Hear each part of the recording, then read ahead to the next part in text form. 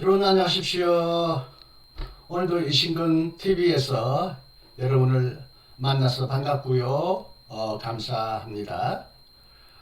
오늘 여러분에게 방송할 내용은 몰트만의 신학의 변화와 발전에 관한 것입니다.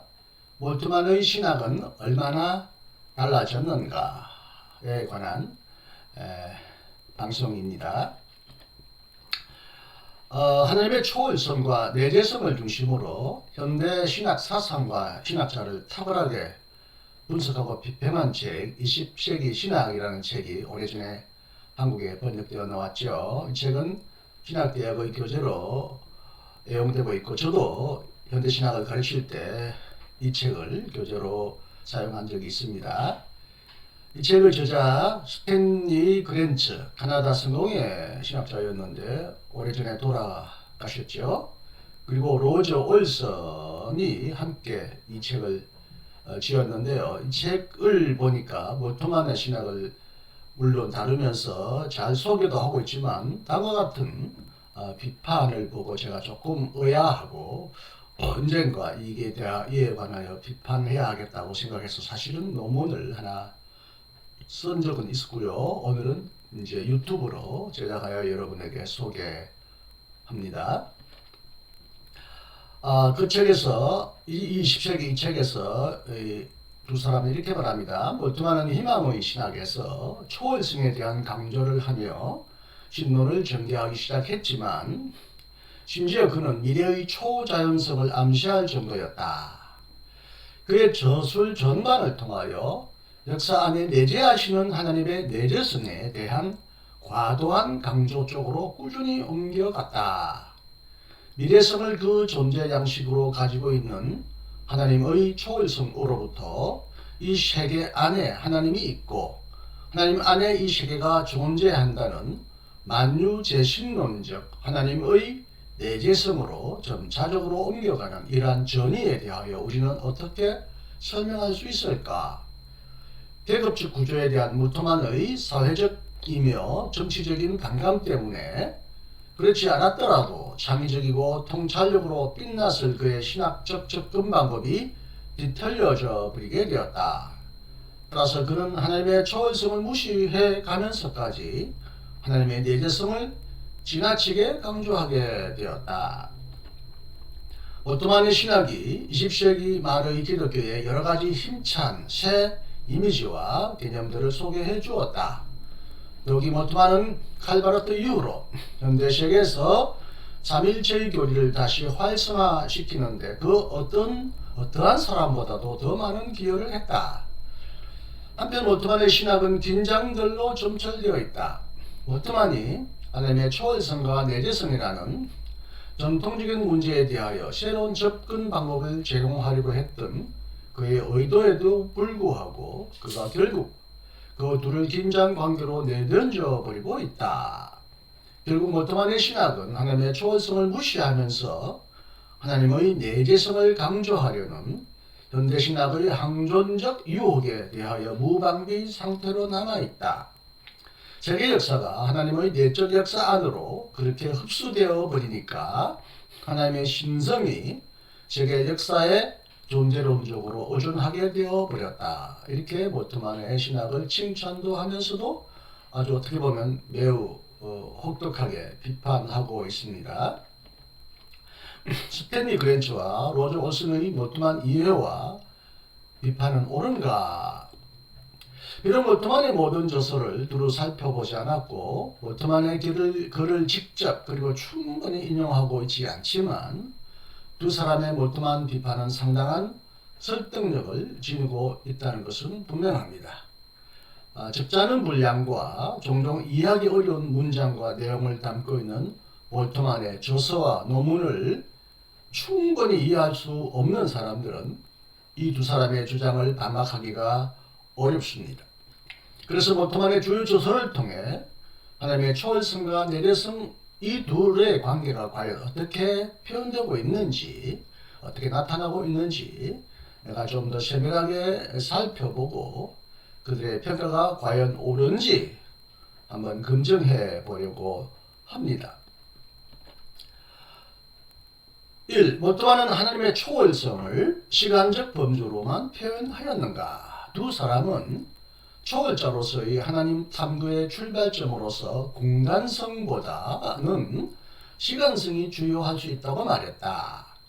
그들의 이런 지적은 마치 몰트만이 전통적으로 하나님의 초월성을 표현하기 위하여 사용되어 온 공간성의 범주를 완전히 무시하고 있다는 오해를 낳을 수 있다.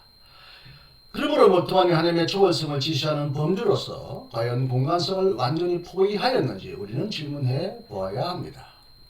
몰트만의 저서 창조 안에 계신 하나님, 곧 인데어 셰풍, 엄밀한 의미에서는 창조 세계 안에 계신 하나님이라고 해야 더 적절해 보이기 합니다. 그러나 창조 안에 계신 하나님이란 말도 계속 창조하고 계신 하나님, 계속적 창조라는 이 책의 내용을 또한 적절히 표현하고 있어서 이 제목도 나쁘지 않습니다만은 전반적으로 보면 창조 세계, 창조 피조물 안에 계신 하나님이라고 하는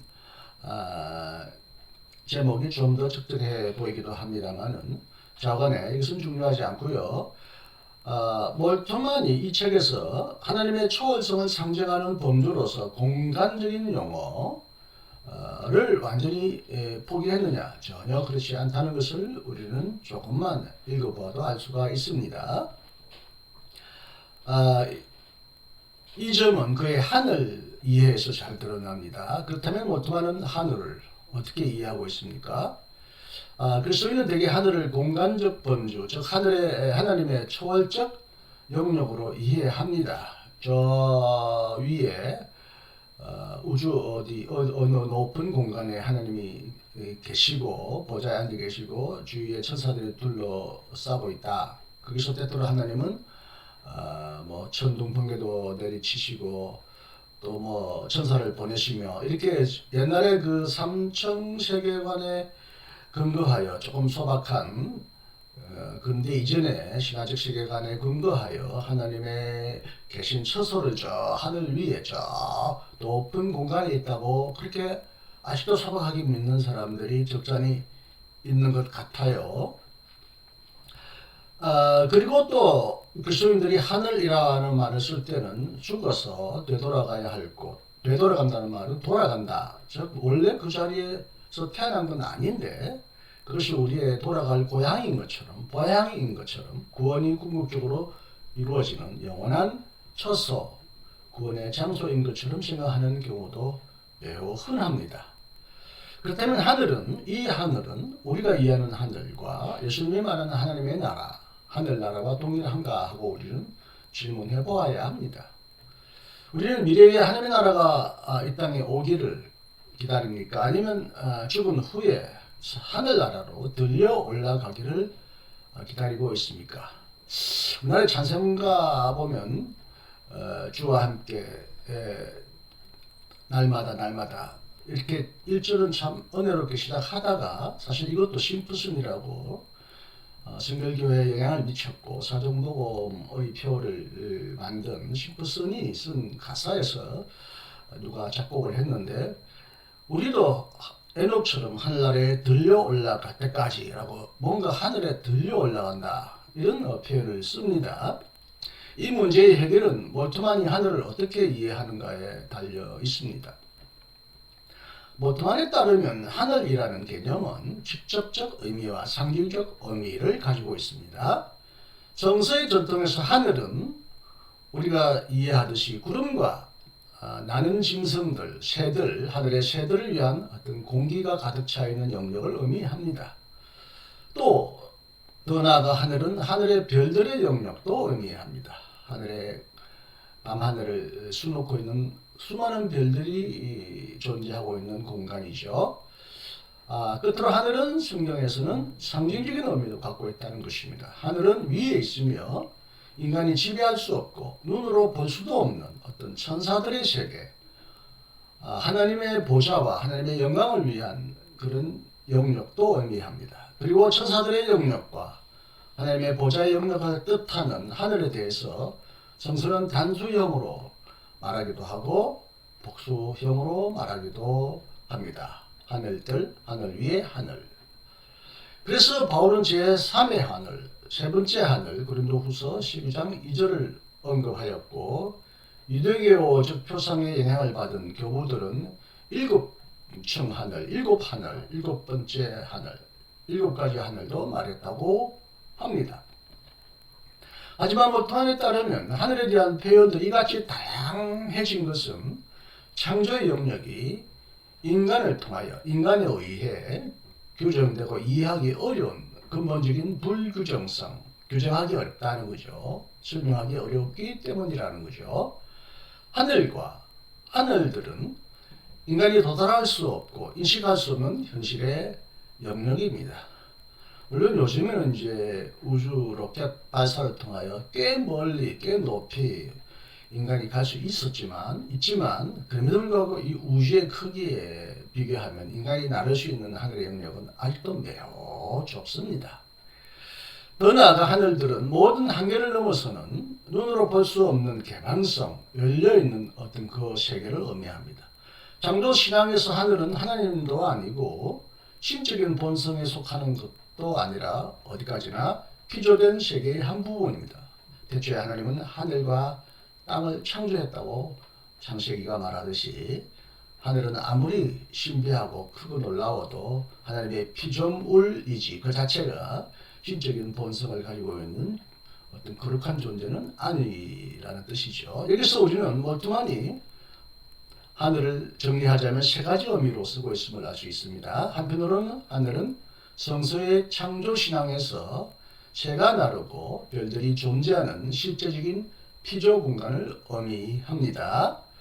이 하늘은 우리가 볼 수 있고 인식할 수 있는 영역이죠. 그리고 하늘은 피조된 세계의 불가시성, 불규정성 혹은 개방성, 보이지 않는 하늘, 보이지 않는 어떤 그 열려있는 세계를 상징하는 용어가 되죠. 그 밖에도 모트만은 성서의 전승을 따라서 천사들과 하나님이 거하시는 초월적인 영역을 말합니다. 물론 이것은 여전히 고대 세계의 표상이지만 자관에 성경에는 하나님이 거하는 어떤 영역이 있다고 말합니다.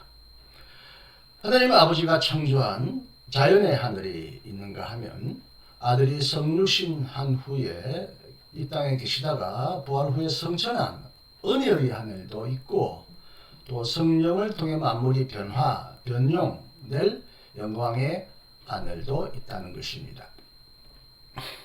이런 관점에서 볼 때 모트만이 하나님의 초월성은 일방적으로 시간적 초월성, 그러니까 다가오는 미래, 오직 시간적 초월성, 미래로만 이해하였다거나 그가 하나님의 초월성을, 공간적인 초월성을 부인하고 오로지 시간적인 초월성만을 말함으로써 하나님의 초월성을 시간적인 초월성 안으로 해서 혹은 뭐 이런 표현을 쓰지 않았지만 그 시간적인 초월성 안으로 감금시켜버렸다, 갇히게 만들었다라고 비판하는 것은 분명히 잘못된 비판입니다.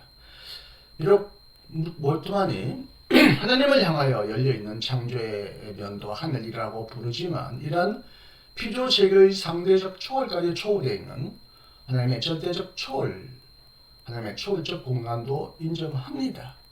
물론 고대인들이 이해하듯이 저 하늘 위 까마득한 높은 공간에 하나님이 계시다라는 의미에서의 그런 초월적인 공간은 아니지만 오트만은 여전히 성서 전통에 충실하여 하나님의 초월적 공간이라는 표현을 쓰고 있습니다. 그리고 그러므로 오트만은 이 두 가지 하늘, 피조적인 하늘과 하나님의 하늘, 이것을 혼동해서는 안 된다고 경고합니다. 하늘과 땅의 창조자인 하나님은 세계를 초월하면서 그리고 세계를 주관합니다. 하나님은 세계에 대하여 절대적으로 초월해 있는 존재이면서도 이 세계의 공간 안에 내재하시면서도 이 세계의 공간과 다른 세계의 어떤 초월적인 공간이 있다면 그것도 공간은 공간이죠.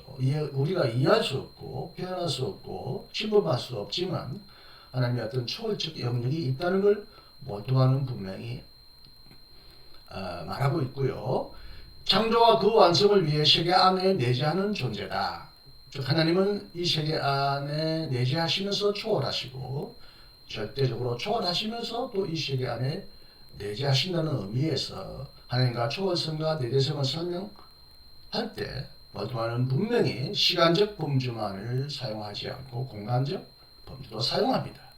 미래에 하나님은 미래에 계시는 하나님입니다. 미래로부터 오고 계시는 하나님입니다. 그러나 그 하나님은 이 현재 안으로 뚫고 들어오고 현재를 변화시키는 힘이다.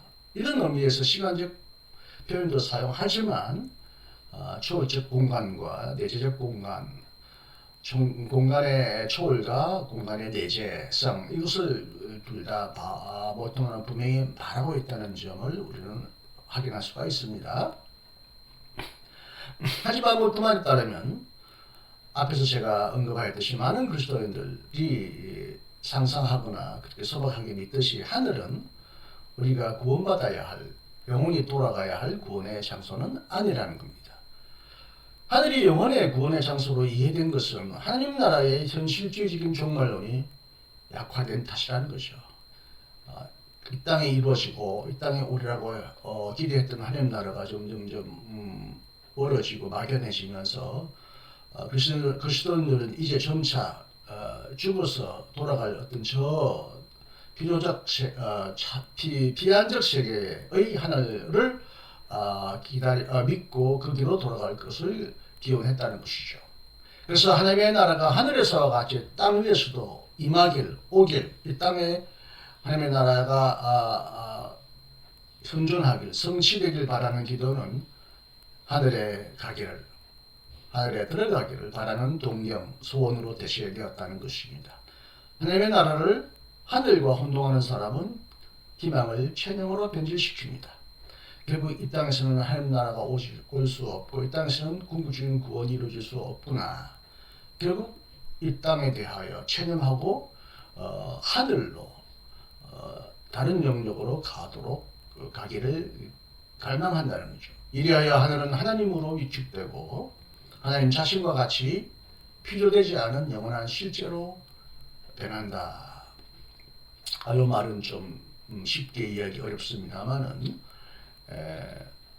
성경에서 말하는 하늘과 하나님이 그냥 동시되고 하나님 자신과 같이 필요되지 않는 영원한 실제인 것처럼 하늘이 그렇게 변했다는 거죠.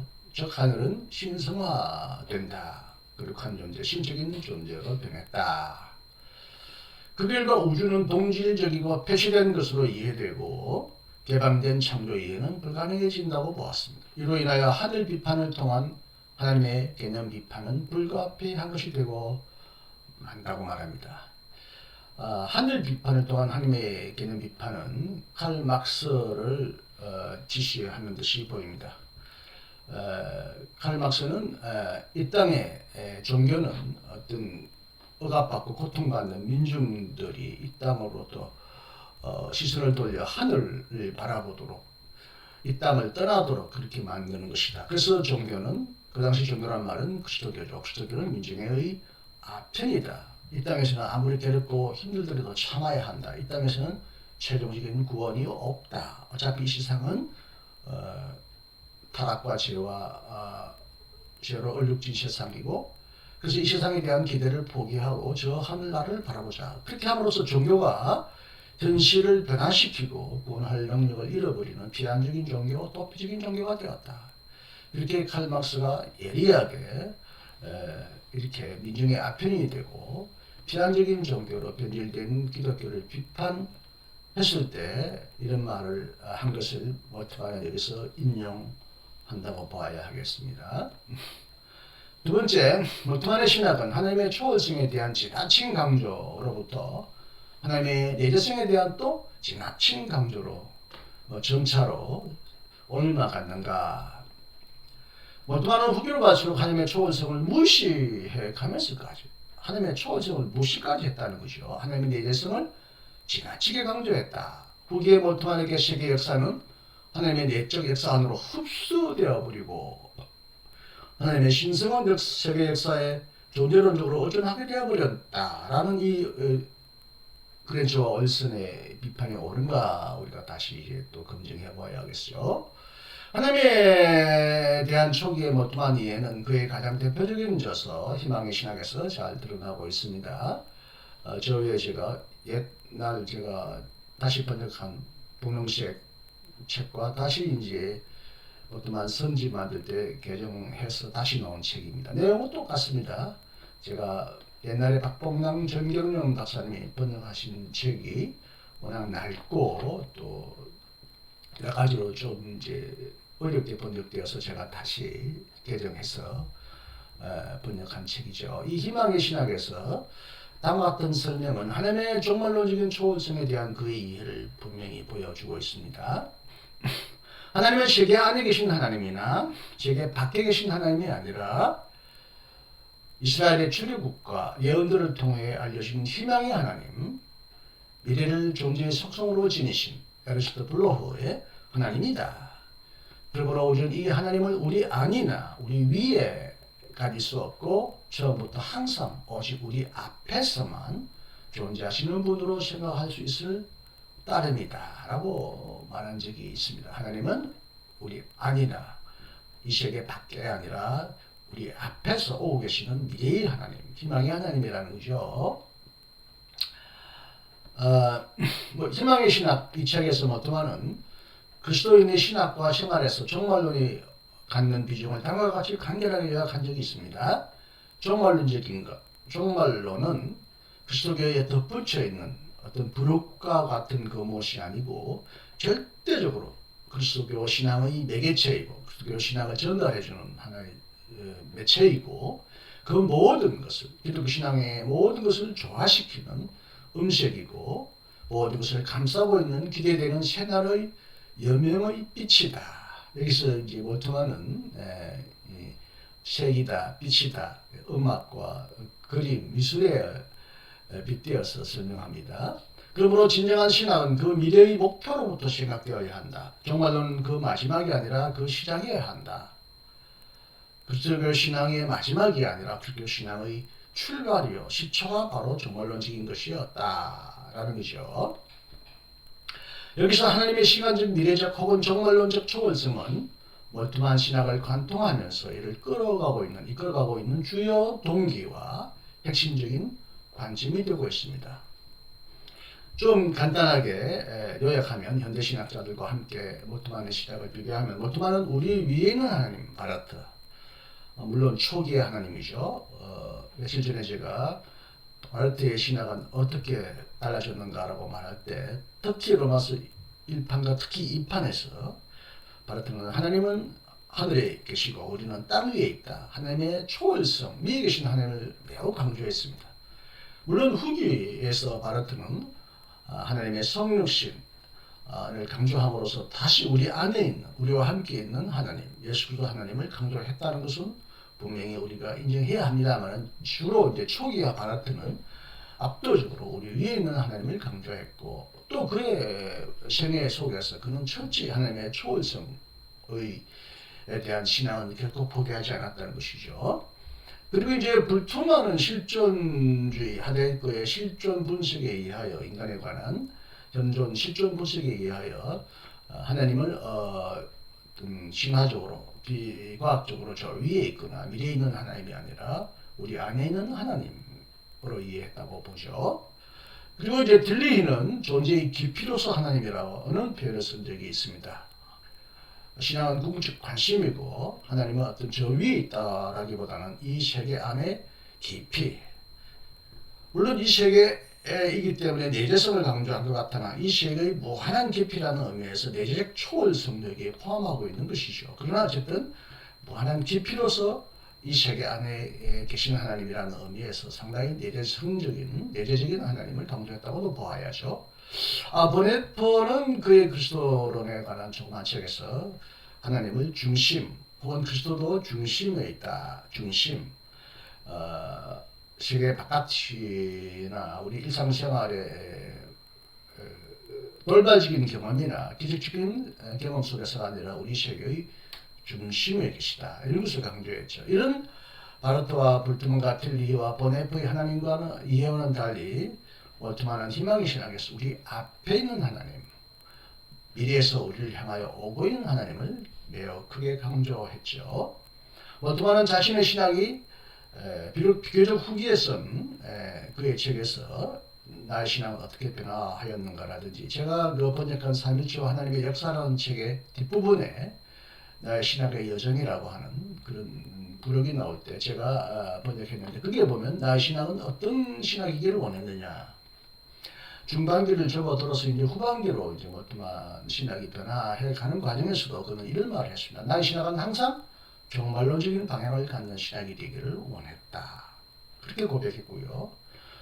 또 그에 저서 성명의 셈, 저 위에 저 옛날에 제가 이제 이 책도 제가 번역했습니다만은 먼저 나온 책과 다시 나온 책 표지가 다르지만 같은 책이죠. 디크벨레데스 레벤에서도 그는 이 세계를 위해 오고 있는 하나님의 나라에 대한 희망을 여전히 강하게 표현하고 고백하고 있다는 것을 볼 수가 있습니다. 그럼에도 불구하고 몰트만의 신학이 하나님의 초월성을 무시하면서까지 하나님의 내재성을 강조하려는 현대 신학의 항전적 유혹에 대하여 무방비 상태로 남아있고 세계 역사가 하나님의 내적 역사 안으로 그렇게 흡수되어 하나님의 진성이 세계 역사의 전대론적으로 오전하게 되어버렸다라는 이런 비판을 받는 이유가 어디에 있을까요? 아마도 추측컨대 무엇보다도 몰트만에 쳐서 창조 안에 계신 하나님 여기에 집중해서 몰트만의 초월성을 혹은 내재성을 분석했던 것 같아요. 여기서 몰트만은 다시금 하나님을 새롭게 생각하기를 요구하고 있습니다.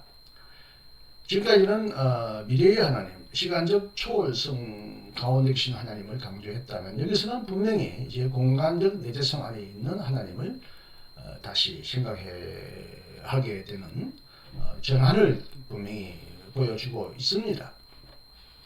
몰트만이 하나님의 내재성을 새롭게 숙고한 이유는요. 오늘날 점점 더 심해지는 생태학적 위기, 생태세계, 이 창조세계의 위기 때문입니다. 창조신앙에 근거하여 우리는 하나님과 세계의 차이를 지나치게 강조했고요. 이런 강조한 전통신학이 결국 자연을 탈신성화하였고 정치를 세속화하였고 세계를 수동적인 물질로 만들었다. 하나님과 세계의 이러한 엄격한 구분은 자연의 무자비한 정복과 착취를 종교적으로 정당화하였다고 반성적으로 창조신앙을 회고합니다. 그러므로 몰트만은 오늘날 생태학적 창조로는 이 구분을 포기하지 않으면서도 하나님과 세계, 하나님과 자연의 엄격한 구분을 무시하지 않으면서도 하나님의 세계의 내재를 인지하고 가르쳐야 한다고 말합니다. 그래서 몰트만은 성서의 전통을 회피하자는 것이 아니라 그 근원적인 진리로 돌아가기를 원했습니다. 몰트만의 생태학적 창조론의 핵심은 다음과 같은 글에서 잘 나타납니다. 하늘과 땅의 창조자이신 하나님은 그의 우주적 영을 통하여 그의 모든 피조물과 그의 창조의 사귐 안에 임재하여 있다. 하나님은 그의 임재를 통하여 그의 현존, 흔히 이제 히브리어로 셰키나라고 그러죠. 그의 임재를 통하여 우주 전체를 관통한다. 삼위일체적 창조론은 하나님과 세계의 대칭, 대립, 마주성으로부터 출발하지 않는다. 그래야 하나님과 세계를 대립적으로 정의하지 않는다. 오히려 그것은 하나님 자신 안에 있는 내리적 긴장 관계로부터 출발한다. 즉 하나님은 세계를 창조하는 동시에 그 안에 들어간다. 세계를 초월하는 하나님과 세계 안에 내재하는 하나님은 한 하나님이다.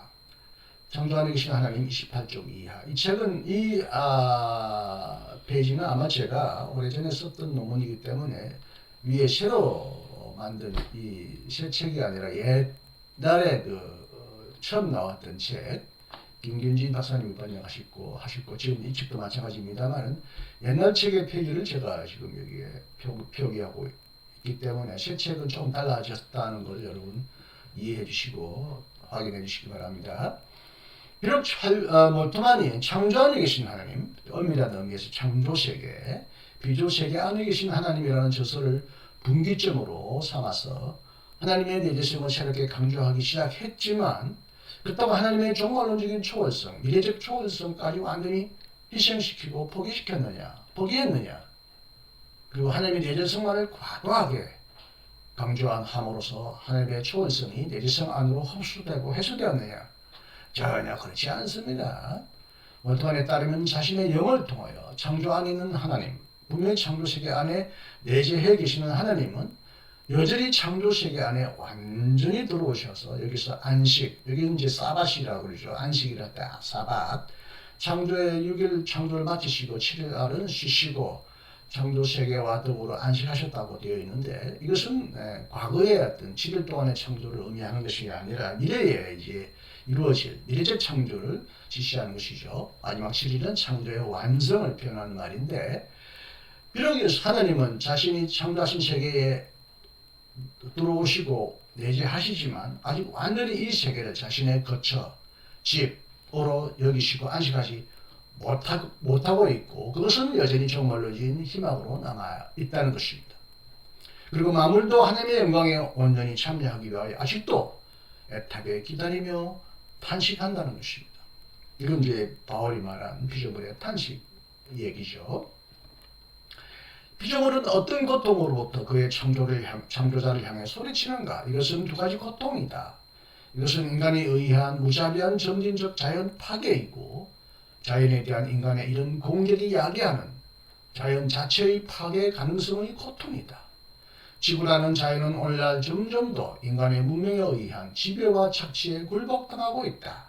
그러나 이것이 가능한 것은 오로지 지상적 피조물들, 식물들, 동물들과 인간들이 허무함, 시간의 힘과 죽음의 권세에 굴복당하기 때문이다.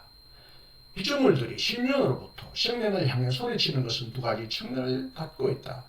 한 측면은 인간이 아닌 자연이 인간의 폭력 지배로부터 해방되는 것이고 다른 한 측면은 자연과 인간이 시간과 죽음의 폭력 지배로부터 해방되는 것이다. 생명의 셈 14쪽 이하입니다. 그러므로 모토만의 신학의 강조점이 하나님의 초월성으로부터 점점 내재성을 향하여 점점 더 강하게 옮아가거나 조금씩 변화했다고 하는 지적은 옳습니다. 하지만 세계의 역사가 하나님의 내적 역사 안으로 흡수되어 하나님의 심성이 세계 역사에 존재론적으로 의존하게 되었다. 하나님의 세계 역사에 존재론적으로 의존하게 되었다. 하나님의 자유는 결국 사라지고 세계 역사에 지나칠 정도로 하나님의 어떤 신성, 초월성이 약화되었다. 그것에 의하여 흡수되었다. 그럴 정도로 하나님의 초월성을 무시했다고 말하는 비판은 매우 편파적이고 매우 일방적이고 매우 근시안적이고 잘못된 비판입니다. 왜 이런 잘못된 결론이 나왔는가? 내가 볼 때는 창조 안에 계신 하나님 이후에 나온 그 이후도 수많은 책이 나왔거든요. 저 위에 17권으로 된 무트만 선집이 한국에서 이제 대한기독교사회가 2년 전에 만들었죠. 영광스럽게 저도 그 안에 7권의 책이 있고요. 또 몰트만의 자서전도 이제 저와 두 후배가 함께 수고하여 번역해냈는데 여기 이것도 보지 않았고요. 후기의 책을 다 보지 않았던 것이 아니냐. 몰트만의 신학 전체, 그의 저서 전체를 충분히 완전히 읽지 않고 몇 권의 책만을 단편적으로 골라 읽게 됨으로써 하나의 편향된 이해를 갖게 되지 않았나. 그렇게 생각할 수밖에 없습니다. 특히 몰트만의 또 조물로 가는 유명한 명저 오시는 하나님, 책 제목은 곧 컴트 하나님의 오신다이죠. 여기 보면 몰트만이 얼마나 또 새로운 의미에서 다양한 종말론을 소개하면서 또 미래적 종말론을 말하고 있는지, 그가 하나님의 미래적 초월뿐만 아니라 이 몰트만 자서전은 사실 제가 책 제목을 몰트만 자서전이라고 독자들이 알기 쉽게 다시 바꾸었지만 원래 책 제목은 파이터 라홈입니다. 넓은 공간, 하나님이 나를 넓은 곳에 두셨나이다 라는 시편의 고백에 따라 파이터 라홈, 여기서 라홈이라는 말을 씁니다. 넓은 공간. 몰트만은 하나님의 어떤 초월적 공간, 그리고 하나님이 이 세계를 초월하고 하여 계시는 하나님의 그 영역에서 거기만 머물지 아니하시고 이 세계 안에 들어오셔서 이 세계를 자신의 거주지로, 지구로 온전히 거하기를 원하신다. 만물이 하나님 안에 있고 하나님이 만물 안에 있는 완전한 하나님과 만물의 구구적인 화해를 하나님은 분명히 원하신다라는 의미에서 후기에는 라움이라는 말을, 초기에는 시간이라는 의미에서 짜이트를 많이 쓰셨던 모트만이 후기에는 라움이라는 공간적인 표현을 씁니다. 어떻게 공간적 초월을 부인했다. 오로지 역사 내재적인 어떤 하나님만을 강조했다라고 말할 수 있는지 저는 정말 이해가 안 됩니다. 어이가 없습니다. 많은 독자들이 이 책을 읽고 심하게 오해할까봐 제가 이걸 오래전에 만든 논문인데 이걸 제가 이제 유튜브로 다시 이렇게 좀 내용을 생략하고 그래서 다시 만들었는데 이 두 사람의 이해가 결코 옳지 않다는 것. 과도하게 이 사람도 지나칠 정도로 몇 권의 책에 과도하게 의존하고 있다. 원탁한 신학 전체를 한번 객관적으로 검증해보라. 중립적으로 검증해보라. 모트만은 결코 미래적 초월과 함께 공간적 초월도 부인한 적이 없다. 이런 것을 여러분에게 분명히 말하면서 20세기 신학에 대한 이 책의 내용에 대하여 비판적으로 보시기 바랍니다. 바로트 신학이 어떻게 변화되었는지를 제가 소개했지만 몰트만도 인간인지라 또 지금 살아계시는 95세에 계신 분이라 살아가면서 왜 그의 관점과 시야가 변하지 않았겠습니까? 그런데 이 책에서 몰트만 자선주의자는 이 책에서 자신이 어떻게 관점이 바뀌고 시각이 바뀌었는지를 진솔하게 설명합니다. 그런 의미에서 변화한다는 것 자체가 나쁜 건 아니지만 이렇게 이제 지나치게 잘못 변했다. 초기에는 지나친 미래적 초월성을 강조하다가 후기에는 지나친 공간적 내재성을 강조했다라고 말하는 이런 것은 지나친 또 해석이고 일방적인 표현이라고 할 수밖에 없다는 것을 분명히 말씀드립니다. 그럼에도 불구하고 몰트만은 어떤 관점의 변화, 강조점은 수시로 변했지만 미래적인 하나님 나라, 공간적인 미래의 하나님 나라가 또한 현재 안에 어떻게 돌입하고 시간적으로 현재 안에서 이 현재를 변화시켜 나가고 있는지에 관한 그런 관심도 그의 책 전반을 거쳐서 꾸준히 표현되고 있다는 점. 즉, 몰트만은 공간적이든 시간적이든 초월성과 내재성의 긴장을 놓치지 않고 있다. 이 두 사람이 이 두 긴장 관계 속에 있다라고 이걸 비판적으로 말했지만 구원의 현재성과 미래성, 어떤 공간적 내재성과 초월성을 긴장 관계에 두지 않고 한쪽으로 빠져버리면 이거 얼마나 위험합니까? 얼마나 우습습니까? 얼마나 기독교 신학의 그 긴장이라든지 그 능력이 얼마나 약해지겠습니까? 긴장이 나쁜 것은 아닙니다. 긴장 자체가 오히려 인간으로 하여금 깨어있게 하고 어떤 하나의 진리나 하나의 사실에 내어서 경직되지 않도록 인간을 각성시키는 효과가 있는데 이렇게 이 두 사람은 계속 20세기라는 이 책에서 이 저자는 독특하게 초월성과 내재성의 관계가 현대 신학자들에게 어떻게 변했느냐에 따라서 쭉 분석하는데 주로 이제 정통적이거나 좀 보수적인 사람들은 초월성을 강조했고 이른바 현대적이거나 자유주의 신학자들은 내재성을 강조한다는 의미에서 좀 이렇게 인위적으로 무리하게 분류하고 구분하려고 하는 의도는 있지만 크게 보면 틀리지는 않습니다. 어쩌면 쉽게 초월성의 신학이다, 내재성의 신학이다라고 간단히 정의할 수 없을 만큼 어떠한 어떤 사람 지나칠 정도로 뭐 자유주의적이다, 진보적이다, 뭐 이렇게 좌파 신학이다라고 막 이렇게 극단적으로 치부하는 사람이 있는가 하면 또 일부 어떠한 신학 속에는 또 굉장히 그 영적인 거 성령 얘기도 하거든요. 또 너무 그 정통적인 신학이 요소만 있다고 이렇게 어떠한 신학을 두 세계로 나누어서 한쪽만을 자꾸 강조하려고 하는 경향이 있다면 이것은 분명히 잘못이다.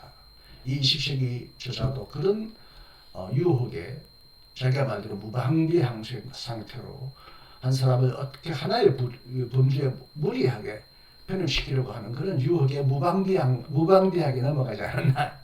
그가 쓴 그 표현 그대로 저는 그렇게 한번 되돌려주고 싶습니다. 자번에 제 이 강의가 몰트만의 모든 신학에 대한 완전한 충분한 소개였다고 자부하지 않겠습니다.